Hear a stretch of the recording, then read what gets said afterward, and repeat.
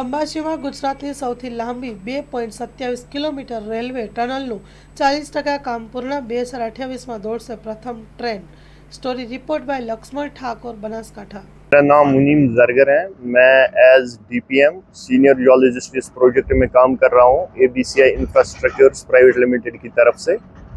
और ये प्रोजेक्ट जो है, इस प्रोजेक्ट का नाम है तरंगा हिल उबू रोड वाया अंबाजी न्यू बीजी रेल लाइन प्रोजेक्ट, जो कि इसका एक बड़ा ही इम्पोर्टेंट रोल है इस रेलवे लाइन का, जो गवर्नमेंट ऑफ इंडिया ने स्टार्ट किया है कनेक्टिविटी को देखकर, रीजनल कनेक्टिविटी को।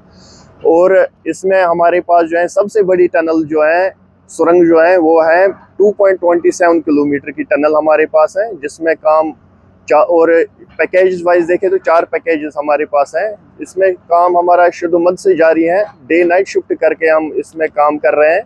और इस प्रोजेक्ट का जो टोटल एस्टिमेट वैल्यू हमारे पास है वो 22 से 27 करोड़ के आसपास में है। और हम आशा करते हैं कि जिस तरीके से डे नाइट शिफ्ट हमारा काम चल रहा है, 2027 तक हम इसको पूरी कंप्लीट करके कोशिश करेंगे कि 2027 तक कंप्लीट हो जाए।